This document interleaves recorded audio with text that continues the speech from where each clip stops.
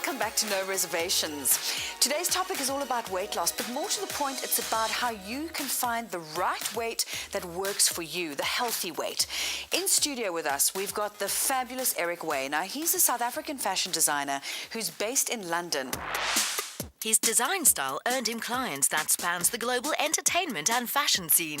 The style and image transformation of British ex-Prime Minister's wife Cherie Blair put him on the map, while the Charlotte York Sex in the City dress sealed the deal in making him an international fashion force. But his success didn't come without a personal struggle with his weight. What was it like when you were overweight? Were you taken seriously? You know, Michelle, it's one of those things, it's the industry. You sort of like surrounded by all these very thin women and girls. And when it came to my private couture clients, the funny thing was that they never really commented on my weight because I was there to make them beautiful.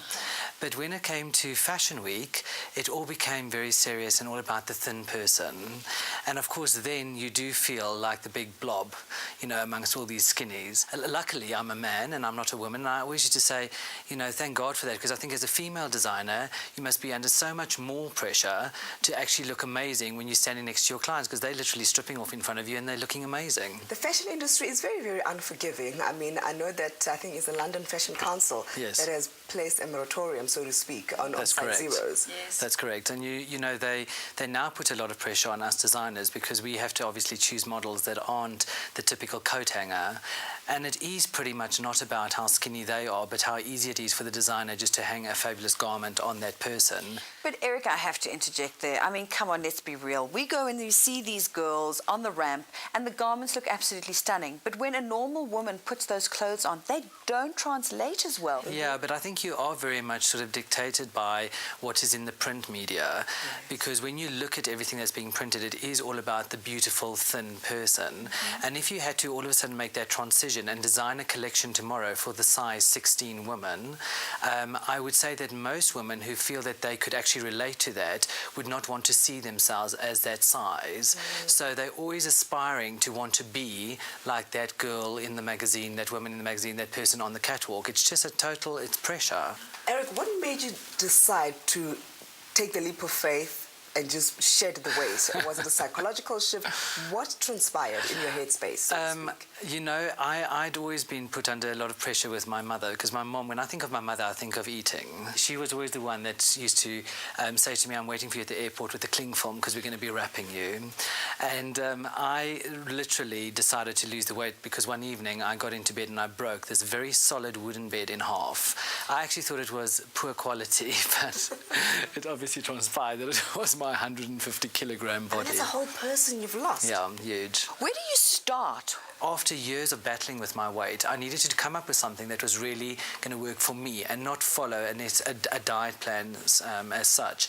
So I just basically woke up the next morning and decided to sort of eat the healthy way, which was literally introducing only protein, vegetables and fruit into my diet, and learning to understand my body better and what I was really craving for. And it was phenomenal. By just doing that and cutting out all those sugars, I just dropped like 10 kilograms a month. And no fat burners. I mean, you didn't... No, nothing. It's just so seriously commendable what you've achieved. And you obviously got a personal chef edit Well, you know, I think... list. And well, he's fabulous. He's in the kitchen right now, by the way, and he says asparagus like nobody else I know. But you know, the chef thing is also a lifestyle thing. You know, not everyone can have a chef that can prepare their meal for them. And he doesn't really know much about dieting, but I can tell him what to prepare for me. And I know that this really works for me and it works for all my friends. And if people can see that you can actually eat yourself thin. Dr. Motlana, you know, I mean, Eric's story is quite phenomenal. Somebody perhaps is watching us is weighing 150 kilograms at home. How do they make that mental shift, that mind shift? I think the most important thing is exactly what was said before. It's about a lifestyle change and not so much about dieting. It's really understanding food, making food your friend and not your enemy, and understanding, as I said earlier, that we eat because we're hungry and not eating because we have an emotional state that we're unable to deal with. Oh, wow, this is a really big topic, and I know standing by in the kitchen, we've got your chef. What's his name again? Andre. His name is Andrea. Delectable Andrea. He's French. And remember I said asparagus. Italian. Speak foreign, darling. Speak foreign. We're going to be with him right after the break. Don't go away.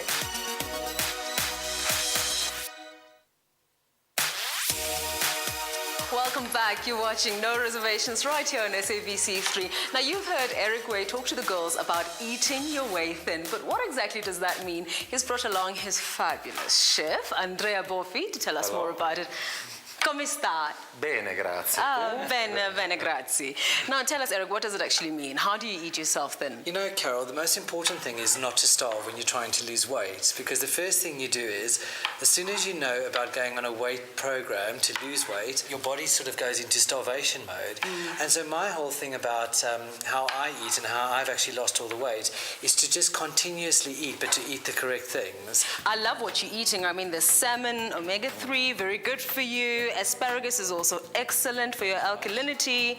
Now, what are the reasons you're choosing the ingredients you're choosing? Today's meal is really all about eating healthy and not putting on any weight, but actually enjoying your food and having as much as what you want of that. Let's make the food now. What is Andrea trying to do? What are you doing? So now we are trying to do a very nice starter that is made with salmon, with asparagus, some...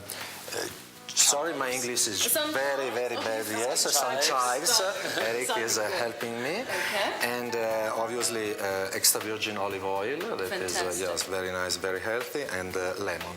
Now we go on with the salmon cupola. That is this shape. I don't know in English how you would call this kind of shape. A dough. To be a dough. Okay. So we will put... So we are going to put some salmon inside. Yeah. Do you need any more? Yeah, please, Eric. Okay. Thank you very much. You know, as Andrea says, we need much more, and that's all about, you know, as soon as you start thinking of dieting, you literally feel as if you have to starve, but you're not going to starve when you eat this. You're really going to feel full and great. So with this, more is more and less is less. Absolutely. I love that. That's I'm my so completely philosophy. opposite to everything. And do you nibble in between meals? Yes, it's very important. I feel you should have, at all times, you need to have your snacks with you. So I've always got my little packet of biltong, or I've got my dried fruit, or I have my nuts, and, you know, I don't have to feel that I have to wait too long before I get to the next meal. Right. So if you can have your little snacks in between, that's great. In moderation, though. Well, you know, you should eat and feel, you know, full, really. 75 kilos in 7 months. I think the man knows what he's talking about. Can you have bread? No. Oh. It's the carb thing you're not allowed to have. Oh, right. That's the whole secret to all of this. Okay. If you see all this food that we have on the table today, none of it, you know, there's no carbohydrates. So I can't invite you to come have sushi with me. No, it's fine. I can come for the sushi. I'll just remove You'll do the sashimi. rice.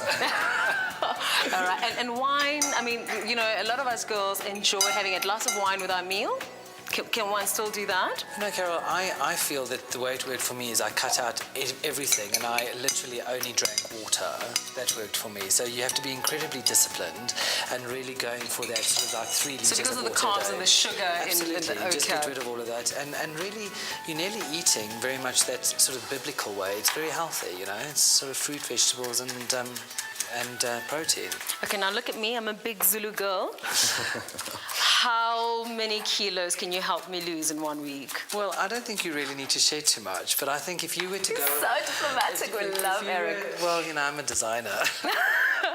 But if you wanted to lose some weight and you were to stick to what I would suggest you eat for 1 week, you could easily shed 5 kilograms. What do you have as a main course to eat yourself thin?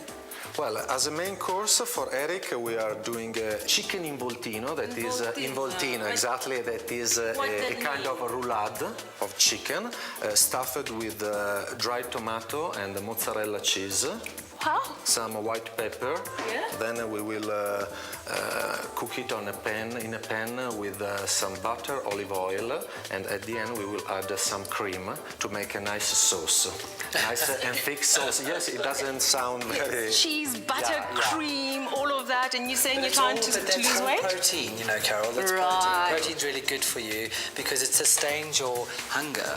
So when you have the protein, you don't feel hungry afterwards, and you don't feel you have to have too much of it either.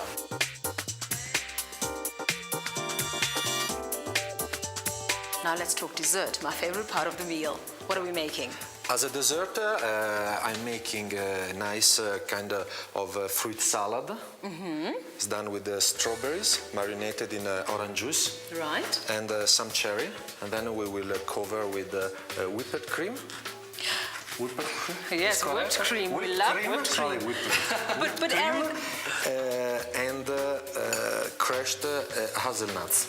Oh, that sounds fabulous. Yeah, because we are not using any sugar inside the cream, because Eric cannot But you know, have Carol, it. the most important thing about this is that this has really worked really well for me. Absolutely. You know, at the end of the day, I feel that, you know, you should really seek professional advice when you're going to do your own diet, and obviously check things like your cholesterol, but your doctor will be able to tell you that.